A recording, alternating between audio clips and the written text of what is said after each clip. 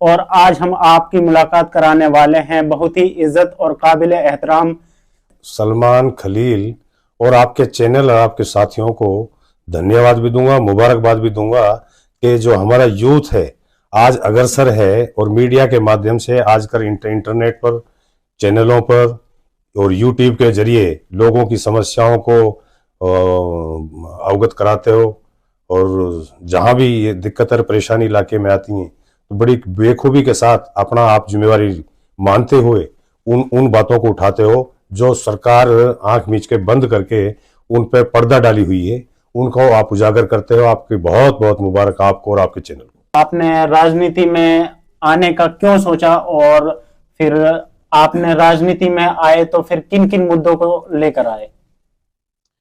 मेरा राजनीति में आने का जो उद्देश्य था, क्योंकि इस्लाम धर्म में हमारे बुजुर्ग और हमारी किताबें कहती है कि दोबारा जन्म नहीं मिलता। बिल्कुल। तो मैंने ये फैसला लिया था कि इस जन्म में आप नौकरी करके प्रमोशन ले लोगे, ठीक है, लेकिन अल्लाह ताला ने, भगवान ने सब कुछ दिया है, दिल भी दिया है, दिमाग भी दिया है, शौहरत भी दी है, खानदान का नाम भी है और जमीन जूड़ी जो भी है वो सब कुछ ठीक ठाक साधन संपन्न है, लेकिन कौम और इलाके के लिए तो कुछ नहीं कर पाएंगे।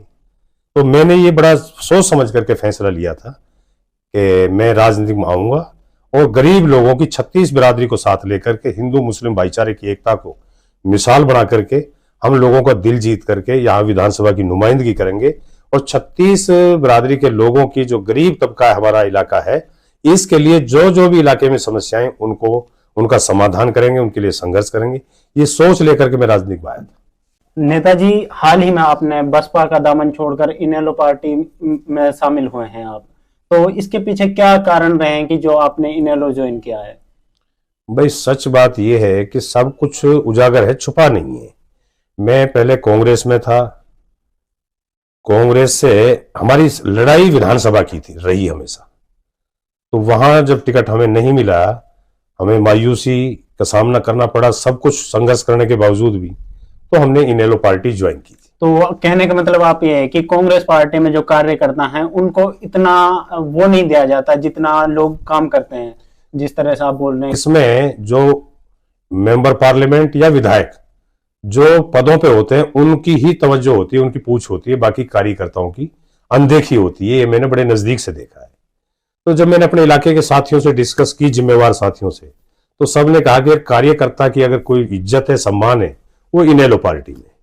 हमने जब जाकर के इनेलो पार्टी ज्वाइन की, 14 में हमने टिकट मांगा, पार्टी के हालात थे, परिस्थितियां थी, वो टिकट हमें नहीं मिला, लेकिन हम मायूस नहीं हुए और ना हम विचलित हुए, ना हमने किसी का कोई विरोध किया। हाल ही में इनेलो पार्टी के भी 2 हिस्से हुए हैं और इनेलो पार्टी की जो ताकत थी वो कहीं ना कहीं कमजोर हुई है, ये बात हम सब जानते हैं। बिल्कुल। मगर इस बार क्या उम्मीद कर रहे हो आप? वो भी मैं बताऊंगा। पहले तो मैं स्पष्ट कर दूं कि मैंने बसपा छोड़ करके इनेलो में, जो आपने क्वेश्चन किया है, क्योंकि जब मैंने बसपा से 2 चुनाव लड़े 2014 में और 2019 में, मुझे बसपा के कार्यकर्ताओं ने, पार्टी ने पूरा सम्मान दिया, इसमें कोई नो डाउट, कोई शक वाली बात नहीं।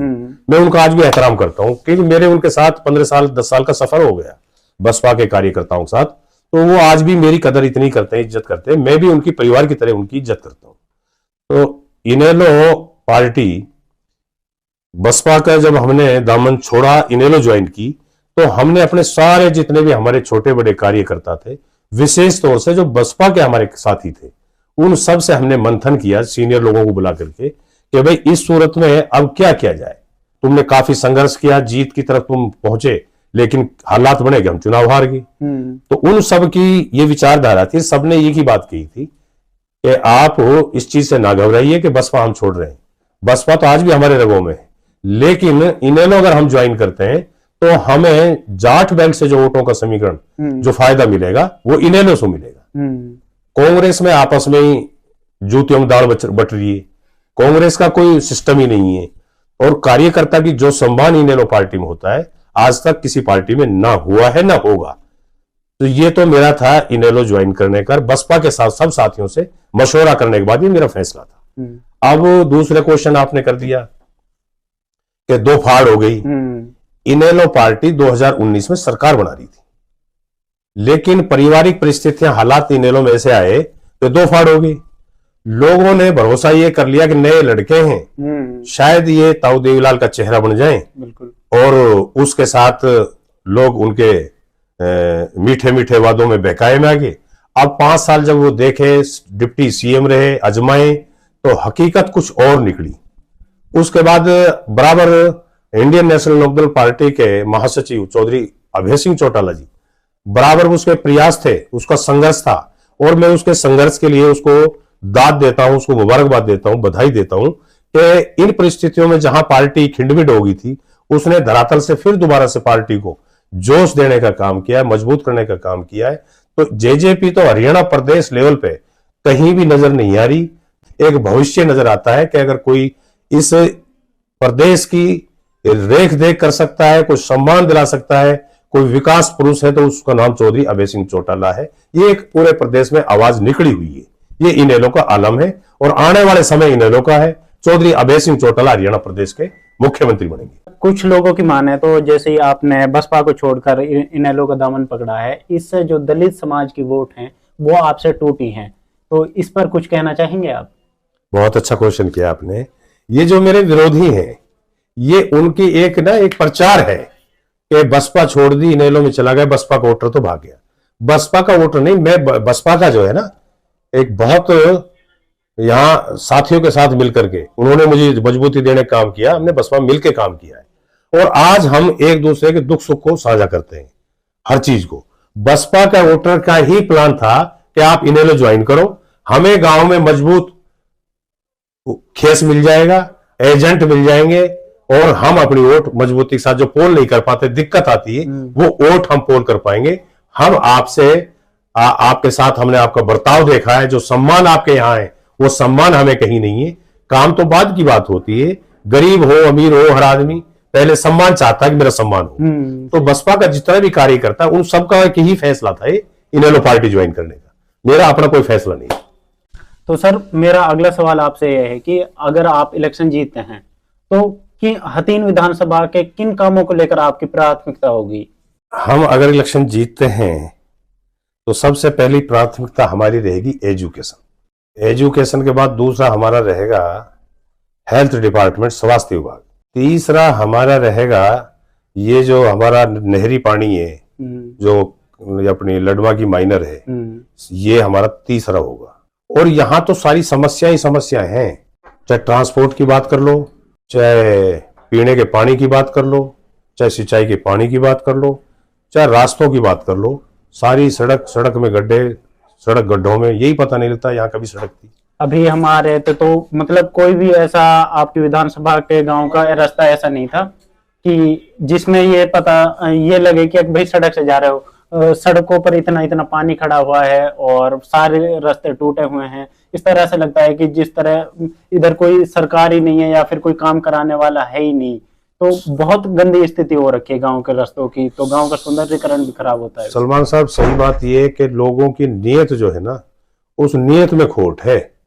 लेकिन सत्ता में बैठे, अब से पहले भी सत्ता में लोग रहे हैं, उन्होंने कभी विकास की तरफ सोचा ही नहीं कि विकास भी इलाके का हो। सर, मेरा आखिरी सवाल आपसे है। आखिरी सवाल यही है कि आपने कई इलेक्शन लड़े और पिछली बार हर बार आप 3rd नंबर पर आए थे सर, आई गेस।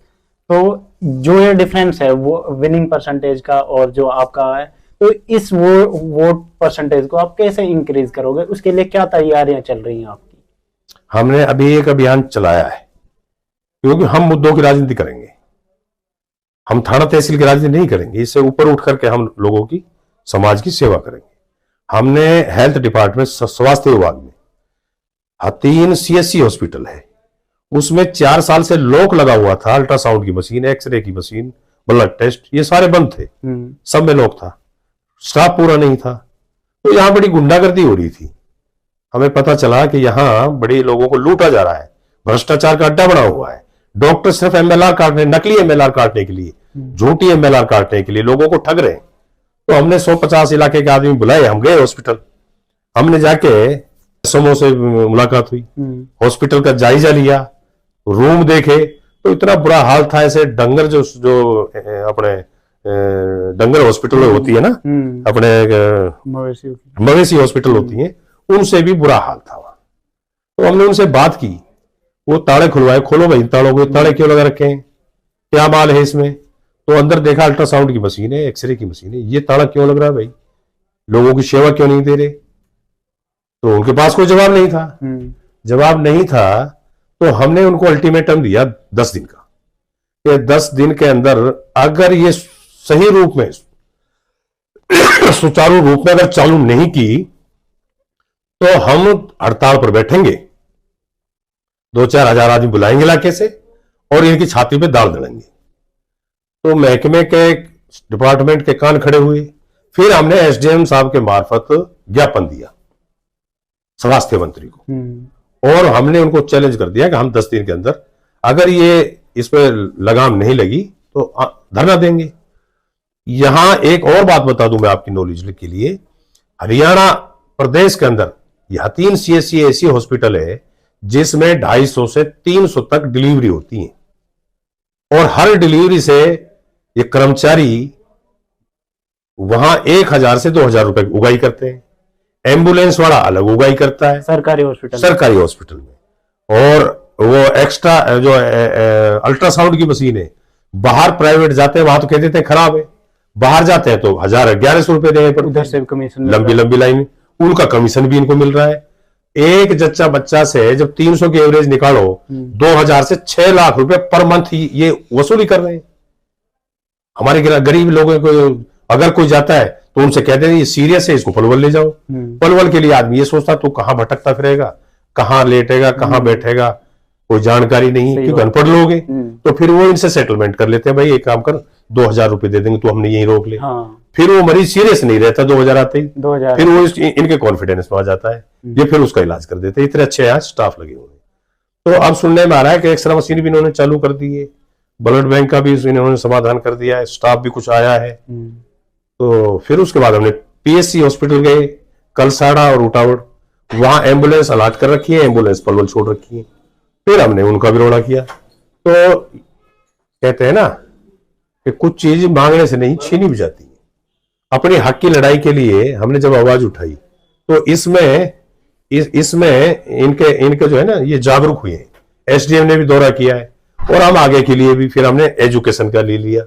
एजुकेशन के लिए हम बूरा का गांव गए, होचपरी गांव गए, महलू का गांव गए। वहां बच्चों का एडमिशन है, किसी स्कूल में 150, किसी में 200, किसी में 300, जबकि एक टीचर 30 बच्चों के लिए उपलब्ध होना चाहिए। वहां 2 टीचर है ओनली, एक मिडिल का, एक प्राइमरी, 300 बच्चों। और इनके पास 100 तरह की टीचरों के पास फटीक आती रहती है डिपार्टमेंट की। कभी आपके पेंसिल बनाओ, आपके पीले कार्ड बनाओ, आपके डाक भेजो। वो 2 टीचर जो है एक जज की तरह बैठे हैं स्कूल में। बच्चों का जब झगड़ा हो जाता है तो सिर्फ उनकी वो बिठा देते हैं शांत करके, पढ़ाई का कोई मामला नहीं है। फिर हम कोंडल गांव गए, कोंडल में भी हमने जाके देखा। तो ये सारी चीजें हमने देखी, उनको भी हमने 15 दिन का समय दे दिया। 15 दिन में अगर तुम ये समाधान नहीं करते हो, हम पे एक ही काम है कि हम धरना कर सकते हैं, प्रदर्शन कर सकते हैं, आपके माध्यम से आवाज उठा सकते हैं, उसको हम कर रहे हैं। और लोग हमारी इस मुहिम में जुड़ रहे हैं बड़ी तेजी के साथ। वो कह रहे हैं जी आप आगे बढ़ो, हम आपके साथ। आप एक बार आवाज मारो कि धरना पे किस दिन बैठना है, धरना पे किस दिन बैठना है। तो हम ये देख रहे हैं अगर महकमा सही चलेगा तो ठीक है, नहीं धरना पे तो हमें बैठना पड़ेगा। जो हमने चैलेंज कर दिया, थूक के चाटने वाले आदमी नहीं, जो कह दिया सो कह दिया, उसमें पीछे मुड़ के देखने वाले नहीं है। अपने इलाके की जनता के लिए, गरीब जो लोगों के लिए अगर कुछ भी कुर्बानी देनी पड़ेगी तो ये बीएमसी का आगे खड़ा पाएगा इंशाल्लाह। ये वादा मैं आप लोगों से करता हूं। आप सर की बातों से इत्तेफाक रखते हैं तो जरूर मंथन करें इन बातों पर, और अपने इलाके की बेहतरी के लिए एक ऐसा लीडर चुने जो आपके मुद्दों की बात करता हो, जो आपको लड़ाई झगड़े की बात से हटाकर एक विकास की बात करता हो। तो मिलते हैं अगले एपिसोड में।